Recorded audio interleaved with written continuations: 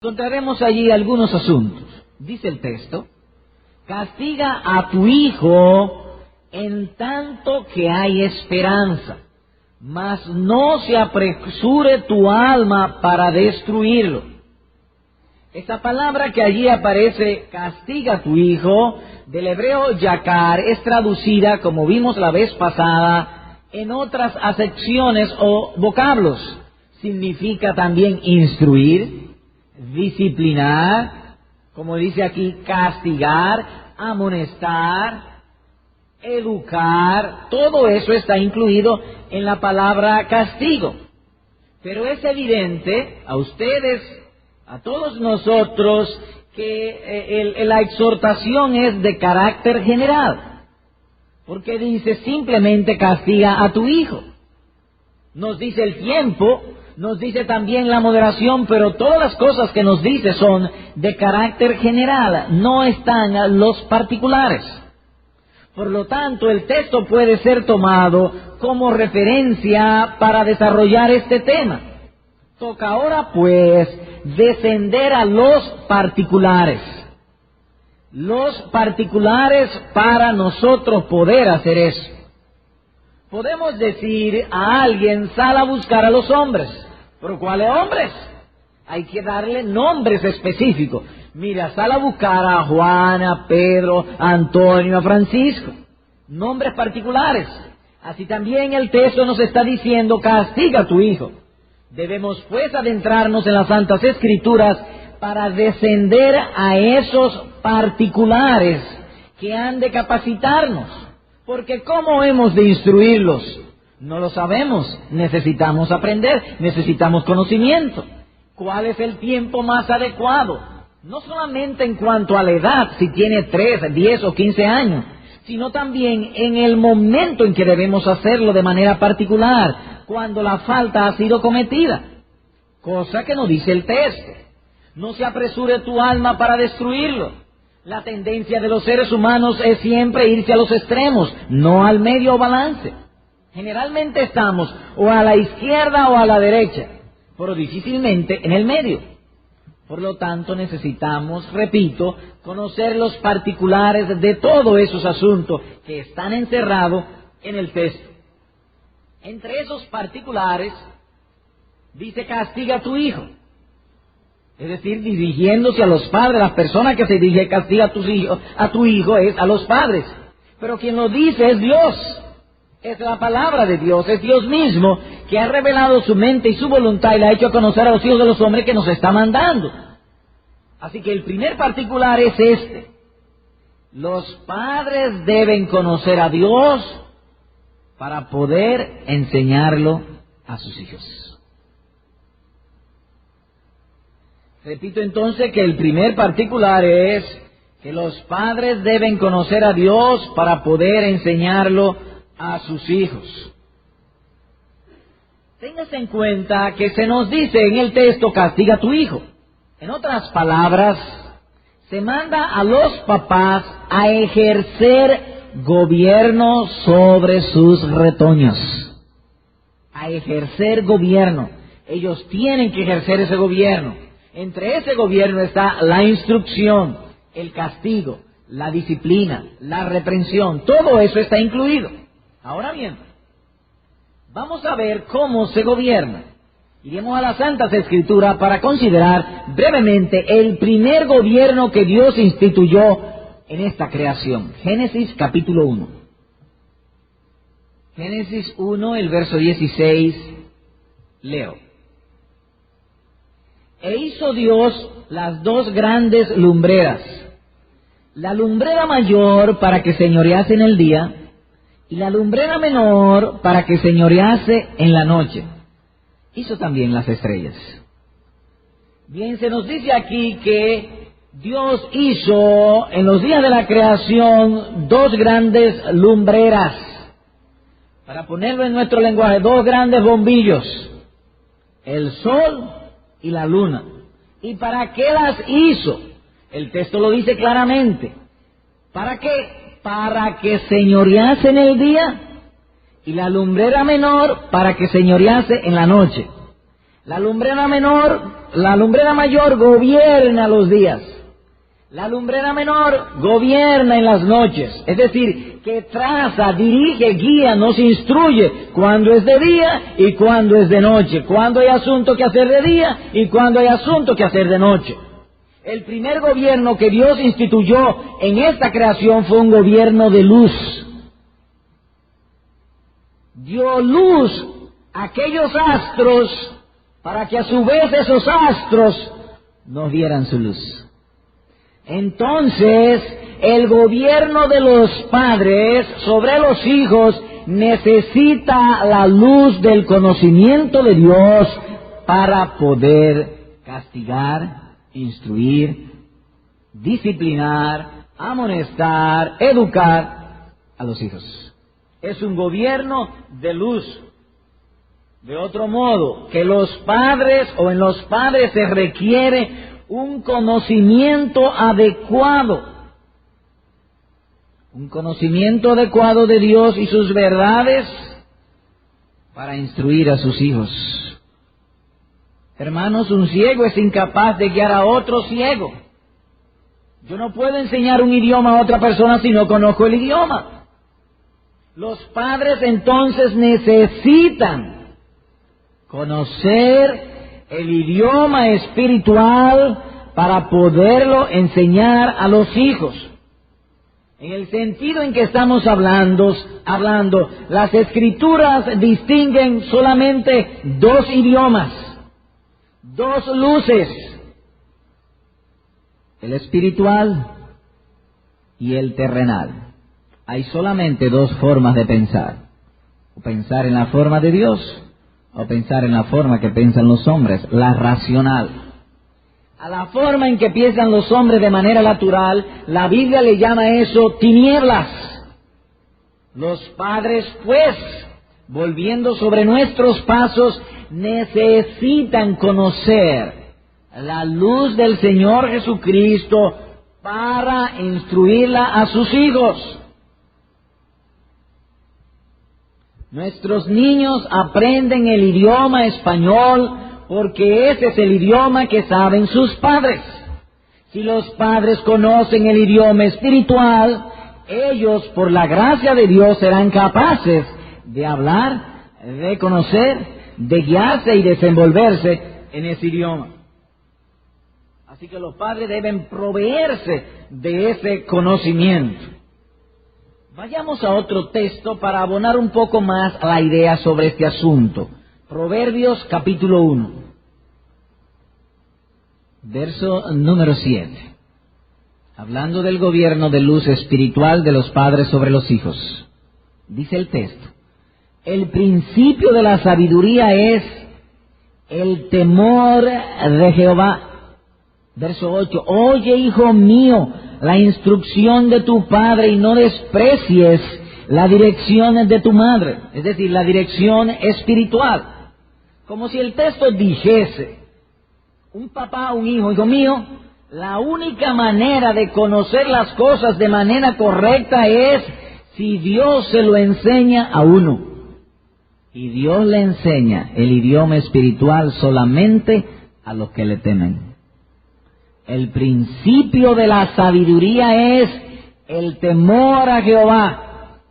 El principio de la escuela es primero o primario o kindergarten, como usted le quiera saber. El principio de la sabiduría espiritual, conocer las cosas como deben ser conocidas, es el temor a Dios.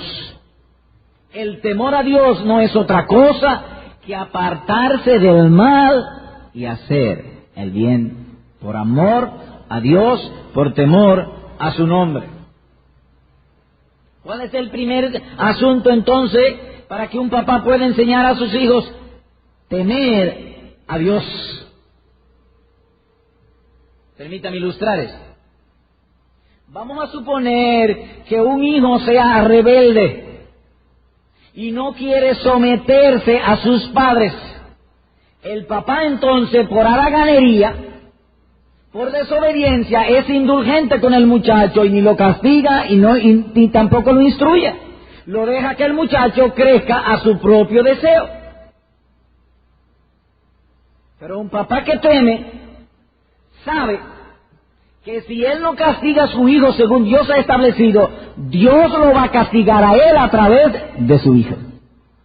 De otro modo, que llegará el momento en que el papá será colmado de sufrimientos, de dolores, de angustias, de desvelos, por no instruir debidamente a su hijo. El temor a Dios, entonces, temiendo, sabiendo que lo que Dios dice es verdad y él lo cree, lo lleva a matar la indulgencia y a hacerse con su hijo lo que Dios ha dicho que debe hacerse.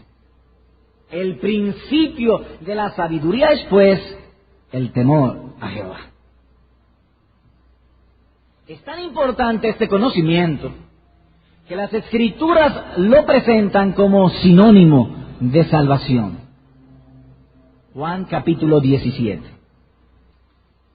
verso 3. Leo. Y esta es la vida eterna. ¿Y cuál es la vida eterna? El propio texto tiene la respuesta. Que te conozcan a ti, el único Dios verdadero, y a Jesucristo, a quien has enviado. ¿Ven ustedes que el conocimiento de Dios en Jesucristo es sinónimo de salvación? ¿Y qué es la salvación? La salvación no es otra cosa que librarnos de la muerte y darnos vida eterna. Y lo dice aquí.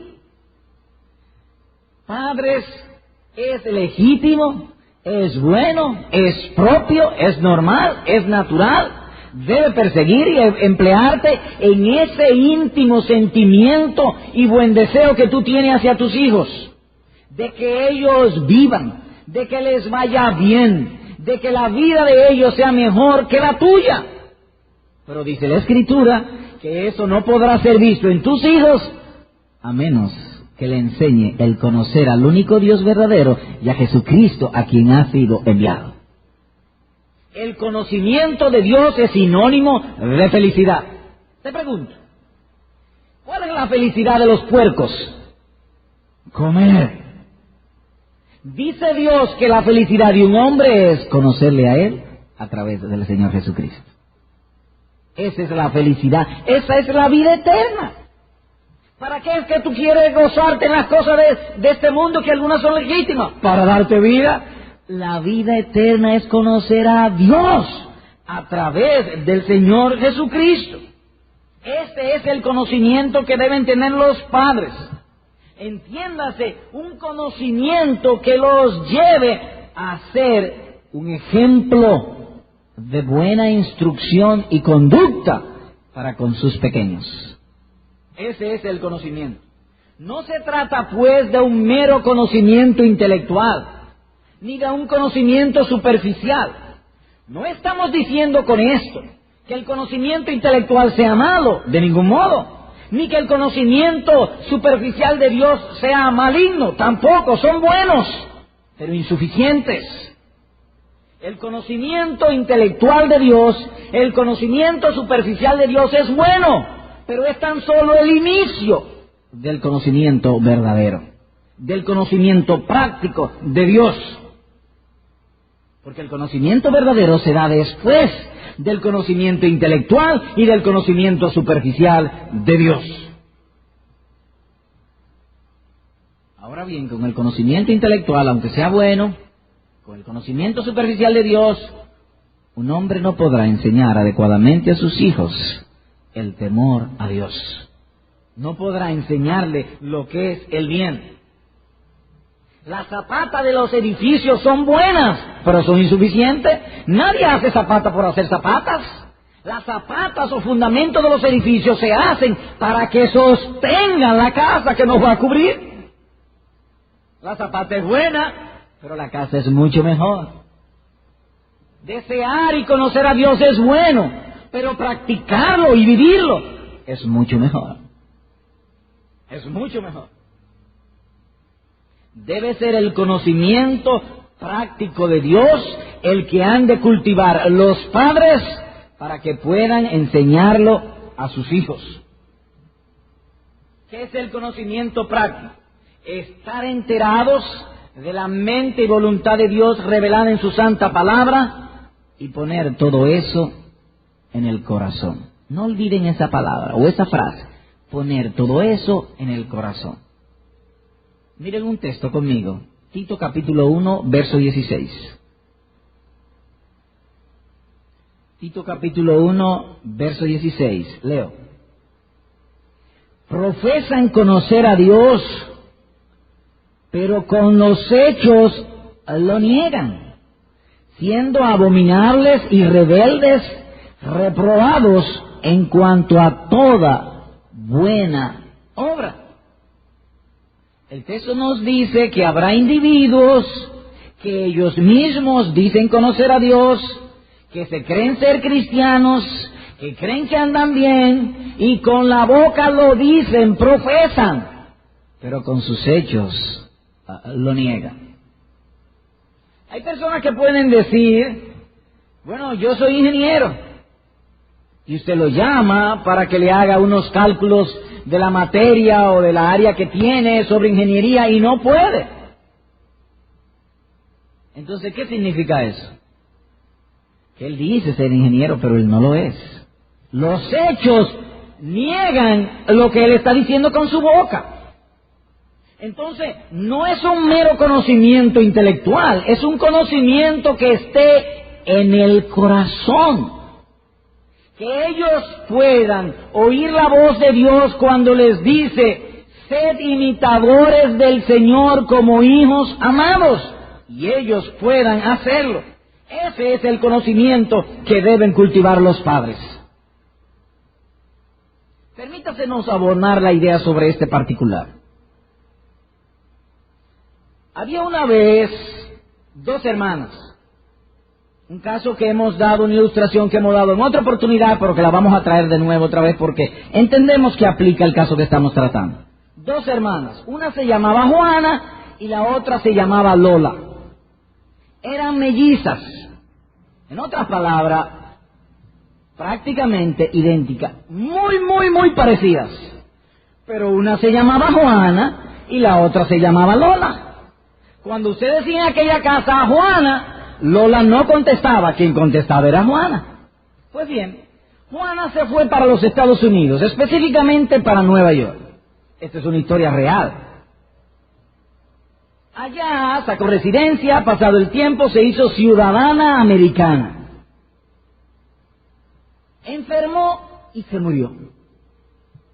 La vinieron y la enterraron aquí en su país. Pero ¿qué sucede?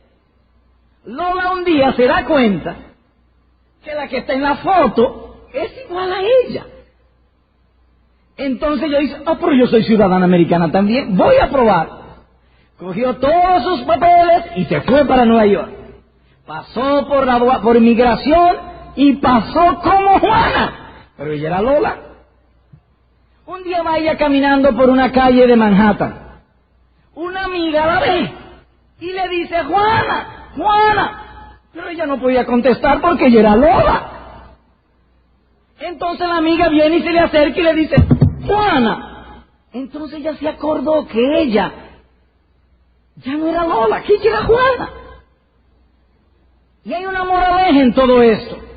La moraleja es que hay mucho conocimiento que podemos tenerlo en la cabeza y el corazón ignorarlo.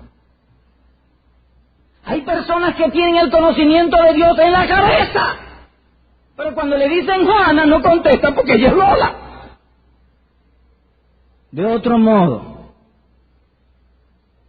que hay personas, como dice la Escritura, ilustrando el texto, profesan conocer a Dios, pero con sus hechos lo niegan. ¿Podrá una persona así enseñar la verdad, la vida eterna a sus hijos? No podrá. No podrá. Porque, mire lo que dice Dios en Jeremías 24. Vayamos ahora a Jeremías 24. Por eso le decía hace un rato, tengan ustedes esto en el corazón. Tengan ustedes en su memoria. El conocimiento debe estar en el corazón. Jeremías 24, el verso 7. Leo. Y les daré corazón para que me conozcan que yo soy Jehová, y me serán por pueblo, y yo les seré a ellos por Dios, porque se volverán a mí de todo su corazón. Bueno, varias cosas dice el texto. Primero, que no es que Dios le va a dar una nueva mente, es un nuevo corazón. Lola podía vestirse de Juana, pero no podía tener el corazón de Juana. Cualquiera puede vestirse de cristiano, pero no puede tener el corazón de cristiano a menos que Dios se lo dé. Y les daré un nuevo corazón, no una nueva cabeza, un nuevo corazón, dice el texto. ¿Para qué? Para que me conozcan que yo soy Jehová, que yo soy Dios y no hay otro fuera de mí. Y ellos entonces me serán por pueblo. ¿A qué pueblo tú perteneces? Al dominicano, y nos regimos según la Constitución y las leyes de la República Dominicana. Aquellos a quienes Dios ha dado un nuevo corazón son parte del pueblo de Dios, se rigen por la palabra de nuestro Dios, las santas Escrituras. Ahora, sobre esto, cuando Dios da un nuevo corazón, también agrega una promesa. Lucas capítulo 1, versículos 16 y 17, hablando del Señor Jesucristo. Leo. Y hará que muchos de los hijos de Israel se conviertan al Señor Dios de ellos, que se conviertan a través de Jesucristo a Dios. Versículo 17.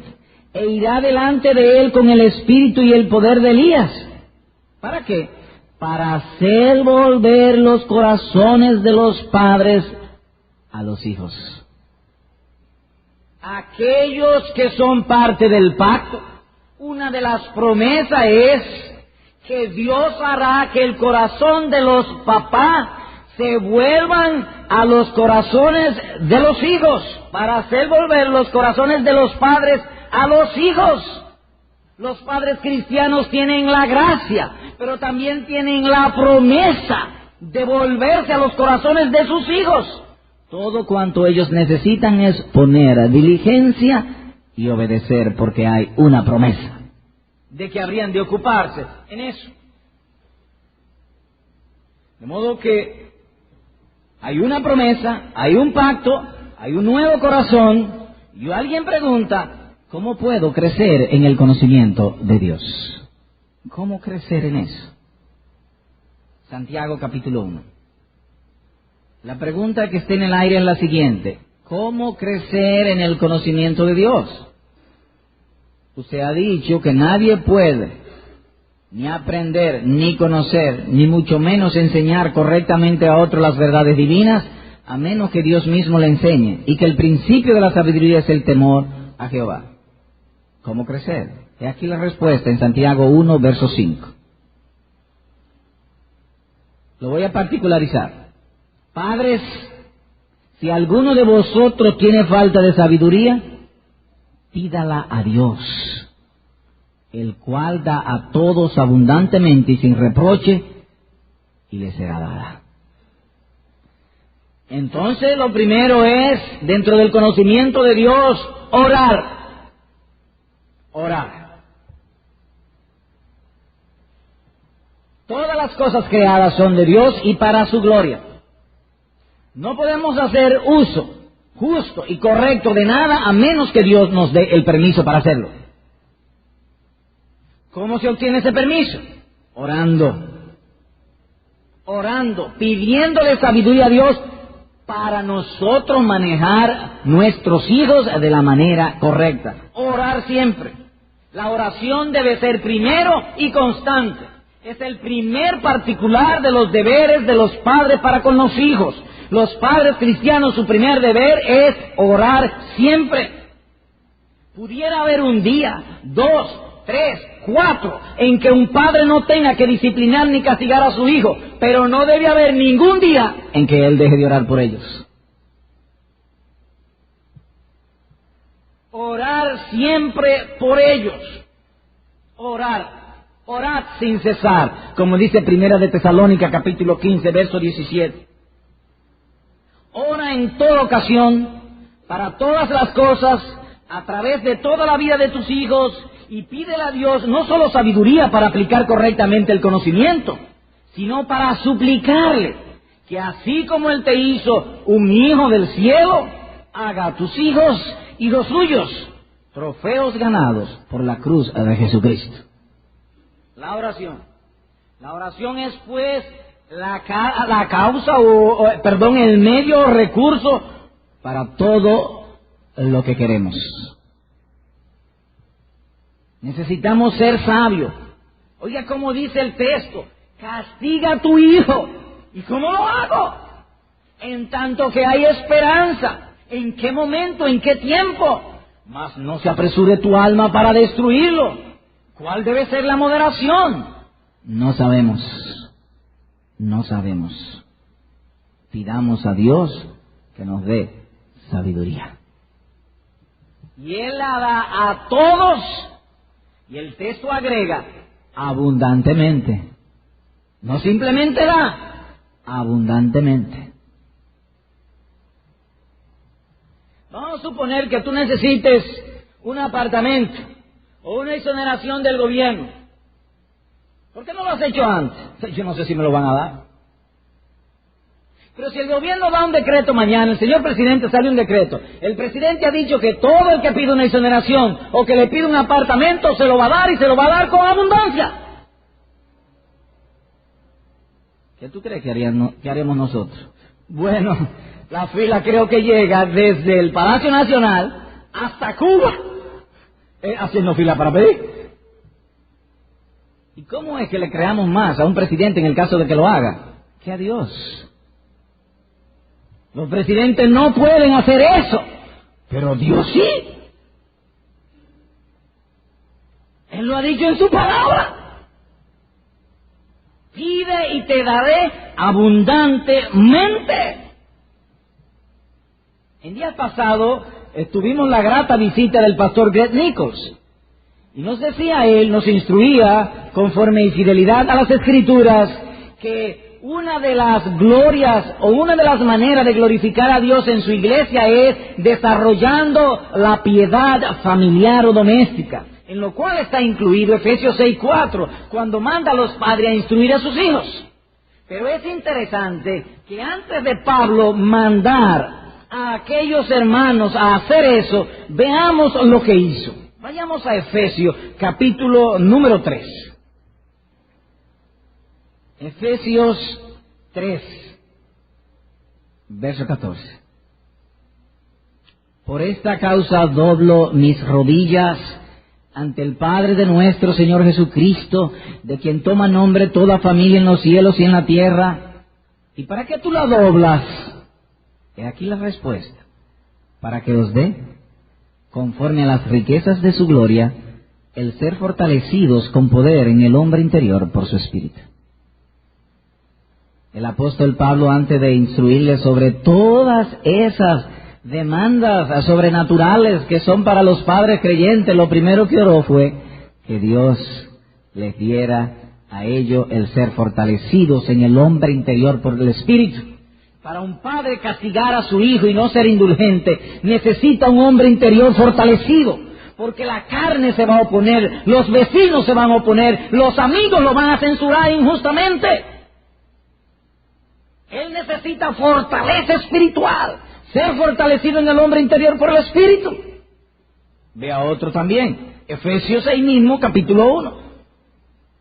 Fíjense, por esta causa también yo, lo cual ha incluido la crianza de los hijos, habiendo oído de vuestra fe en el Señor Jesucristo y de vuestro amor para con todos los santos, hermanos amados, dice él, no ceso de dar gracias por vosotros, haciendo memoria de vosotros en mis oraciones. ¿Y para qué? Para que el Dios de nuestro Señor Jesucristo, el Padre de gloria, os dé, ¿que le dé qué? Espíritu de sabiduría y de revelación en el conocimiento de Él. Y luego entonces habla de todos aquellos asuntos que glorifican a Dios en su iglesia, entre los cuales está incluido de manera explícita el tema que estamos tratando, la instrucción de los padres para con los hijos. Alguien comentando sobre esto ha dicho, una hora de sincera oración puede hacer más bien por nuestros hijos que durar 100 años educándolos sin orar. Termina la cita. Orar siempre. Por todo debemos orar, pero mucho más en una labor tan difícil como aquello de sembrar el conocimiento y el amor a Dios en el corazón de nuestros hijos. Alguien ha dicho, y con sobradas razones sobre esto mismo, que un padre sin conocimientos es como un avión cargado de pasajeros cuyo piloto es ciego. ¿Cuál será el destino? Ruina y destrucción. Podrán crecer, podrán ser ricos, podrán ser famosos, pero más tarde o que más temprano, el infierno los devorará.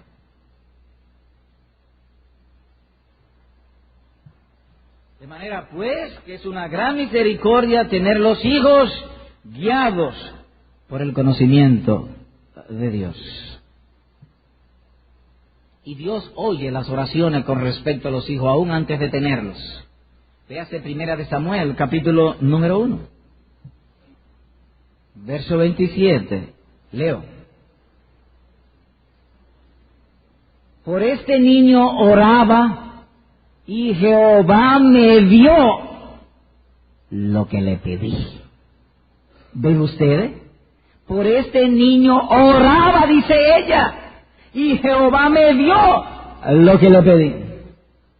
No es la unión de un hombre y una mujer lo que trae los hijos, es la voluntad de Dios. Porque ella tenía su marido, años con su marido y no tenía hijos, muchos años. Él tenía una concubina con 10 hijos y ella se angustiaba y lloraba. Lloró a Jehová y Jehová le dio un hijo. De modo que si todavía tú no tienes hijo, comiénzalo a pedir desde ya. Desde ya comienza a pedirlo. Pedí un hijo a Jehová y Jehová me dio lo que le pedí. Génesis 25. Otro ejemplo. Otro ejemplo estimulante. Génesis 25, verso 21. Leo.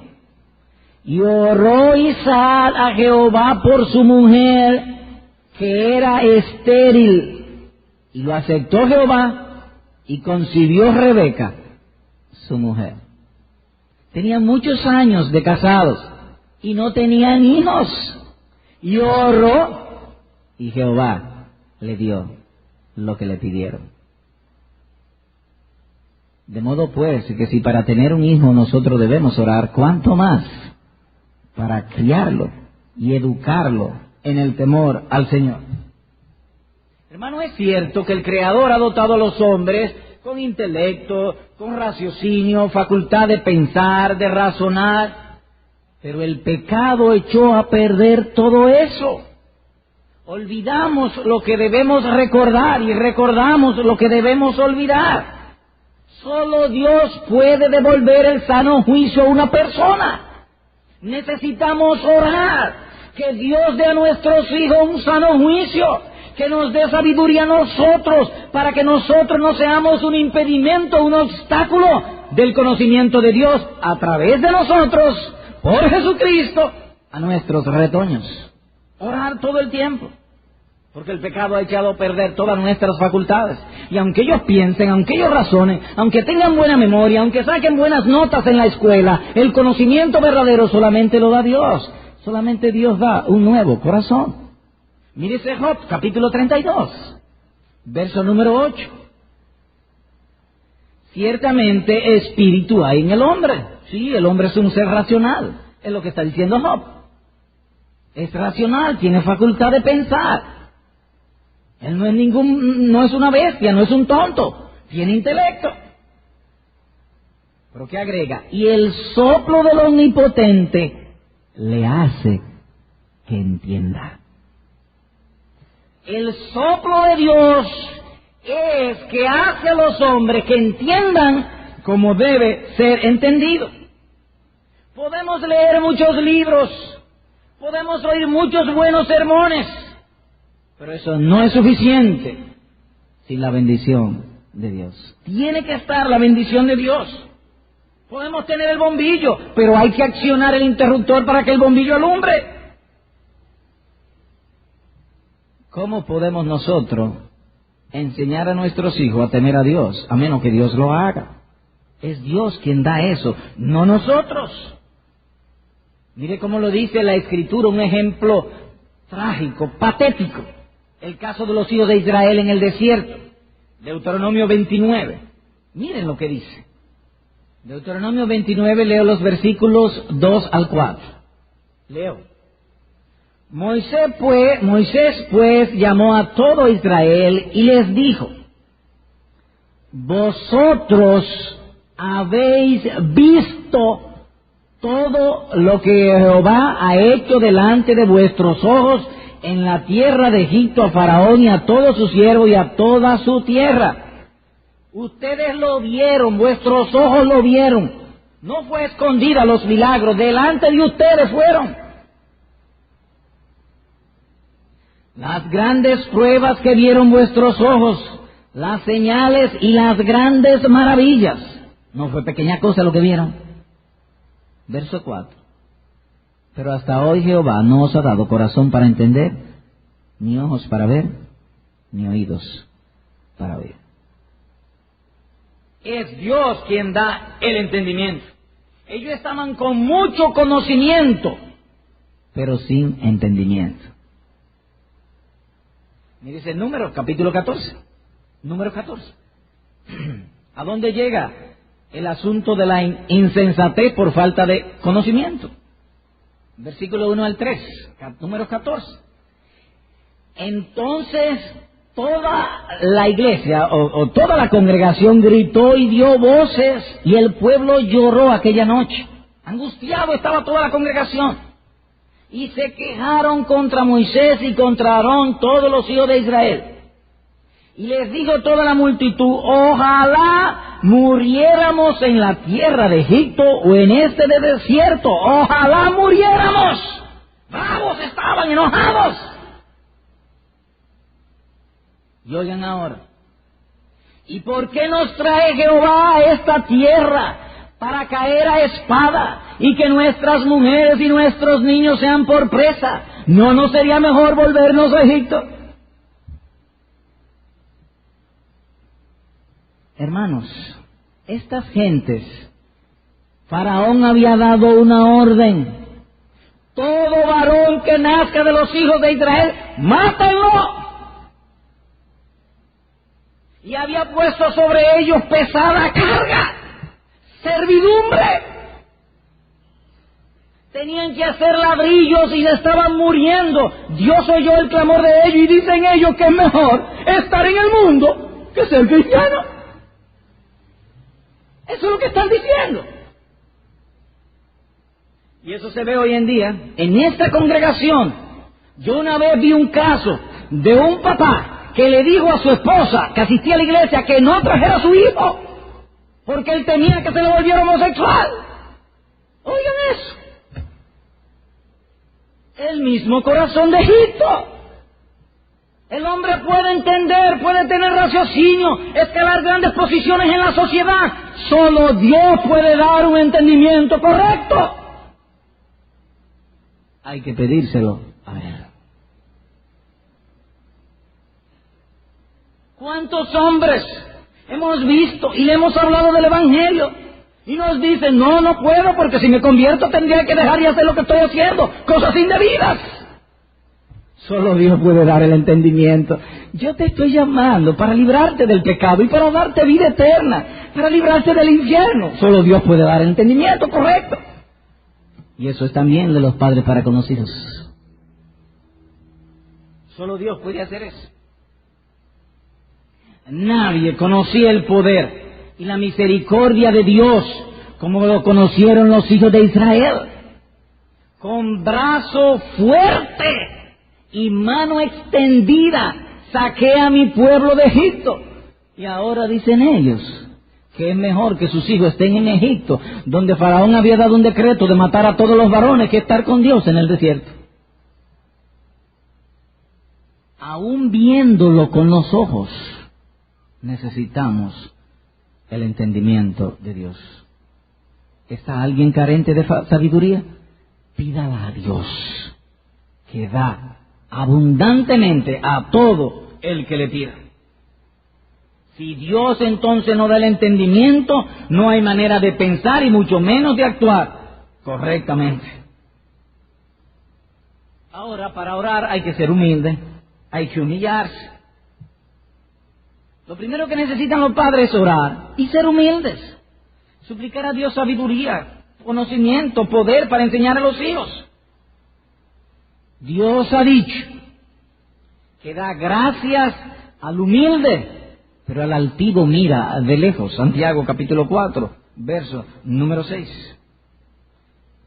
Los israelitas conocían a Dios, pero no sabían cómo aplicar ese conocimiento. Preferían el protectorado de Faraón que el de Dios, que el de Egipto. Ahora, brevemente, y antes de terminar la parte que corresponde al sermón de hoy, alguien pregunta, de orar, buscarlo también del temor. ¿Qué debo hacer para ser un instrumento útil en las manos de Dios para con mi hijo? Brevemente, porque en otra oportunidad lo veremos con más detalle, 2 de Timoteo capítulo 2. La pregunta que está en el aire es esta. Un papá dice, ¿qué hacer para yo ser un medio eficaz, útil, para instruir correctamente a mis hijos en los caminos de la verdad? Hemos dicho orar, pero aparte de orar, hay algo de tu responsabilidad que debe ser ejercida. Ahí entramos con 2 de Timoteo 2:21. Leo. Así que, o en conclusión, si alguno se limpia de estas cosas, será instrumento para honra, santificado, útil al Señor y dispuesto para toda buena obra. Lo segundo es santificación. Limpiarse del pecado, de los propios pensamientos, del mundo y obedecer los preceptos divinos. La diferencia, hermanos, entre una botella cualquiera y el vaso que pone o la copa que ponen en nuestras mesas no es el vidrio es el mismo vidrio. La diferencia está en el molde que los hizo. Uno es para hacer botella, otro para que nos acompañe en la comida, la copa. La diferencia entre un hombre y otro es el molde que lo está moldeando, o el mundo o la palabra de Dios. Esa es la diferencia. Así que en este primer punto hemos visto, así con brevedad, el conocimiento de Dios, la sabiduría de Dios, pedirla, y también la santificación. Pero sobre todo que ese conocimiento esté en el corazón. No se olviden de la historia de Juana y de Lola. Hacemos ahora una breve aplicación. 1. Nunca te contentes con tener una buena opinión de ti mismo por el simple hecho de que entiendes y disfruta los buenos sermones. Nosotros, los seres humanos, entre los cuales también estás tú, poseemos el defecto de cultivar con facilidad el vicio de adularnos a nosotros mismos. Tenemos vicio de adularnos. Eso nos lleva a crear una buena opinión de nosotros mismos que la más de las veces es incorrecta o falsa. En ese sentido, muchos piensan que oír la predicación de la palabra es suficiente. Pero no te dejes engañar. Oír la palabra de Dios es buena, pero no es suficiente. Eso es el inicio. Mira cómo lo dice la Escritura en Santiago capítulo 1. Leo verso 22. pero sed hacedores de la palabra y no tan solamente oidores. Dice la Biblia, no yo creo que tú lees igual que yo, engañándoos a vosotros mismos. Los que se contentan simplemente con oír los sermones se están engañando a ellos mismos, y las verdades que ellos aprueban en sus corazones, los dichos, el gozo y el entusiasmo, si no se arrepienten, un día esas mismas cosas serán su sentencia de condenación. No te contentes pues con tener una buena opinión de ti mismo, porque disfruta el oír los sermones. Hay que ser también hacedores de la palabra. 2. Segunda aplicación. El remedio divino para curar las grandes carencias del creyente es pedir. O de otro modo, el medio que Dios ha impuesto para suplir las grandes carencias del creyente o suplir sus grandes necesidades es orar. En todo y para todo, orar. Ahora, en esto de orar, debemos tener cuidado, una precaución, y es la siguiente. Usted ha experimentado, yo espero que tú lo hayas experimentado porque yo también lo he experimentado, que hay ocasiones en que nos vemos a nosotros mismos y somos persuadidos de nuestras enormes carencias, de nuestras enormes necesidades, de nuestras grandes debilidades, de nuestros constantes y frecuentes pecados. Generalmente hablando, la tendencia nuestra es mirarnos a nosotros mismos simple y sencillamente, y nos olvidamos que Dios nos está humillando para que le pidamos. Cuando usted ve las Escrituras, amado, entrañable hermano, cuando vemos la palabra de Dios y las demandas que nos hace, una mente sensata concluye esto: son demandas sobrenaturales, no podemos cumplirlas. Pero te digo, ¿acaso has olvidado que todo es de Dios, por Él y para Él? Que Dios nos pide grandes cosas para que nosotros seamos persuadidos que no podemos dársela, para que oremos, para Él hacerla a través de nosotros, para que Él sea glorificado y que nadie se jacte en su presencia. El remedio, pues, para suplir nuestras grandes carencias y necesidades es la oración. Orad en todo tiempo. Recuerda, pues, que lo que es difícil para nuestra naturaleza es fácil para el Espíritu de Dios.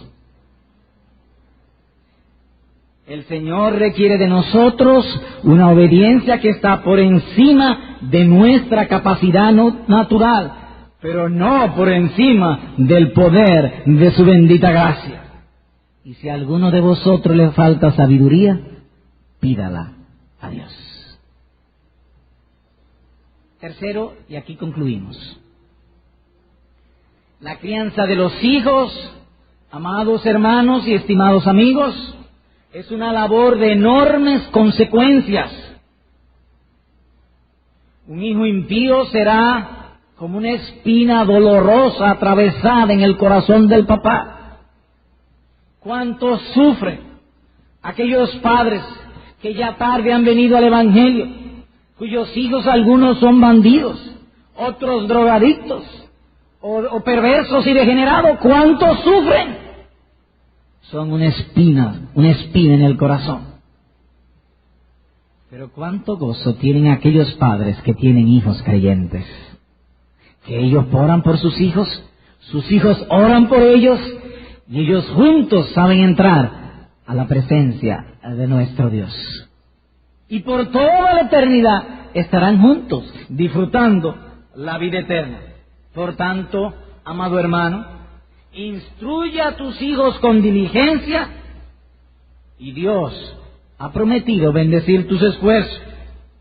Y tú podrás ser instrumento de todo lo bueno que sea hecho sobre ellos y de toda la felicidad que ellos puedan tener. Castiga a tu hija en tanto que hay esperanza, mas no se apresure tu alma para destruirlo. Amén.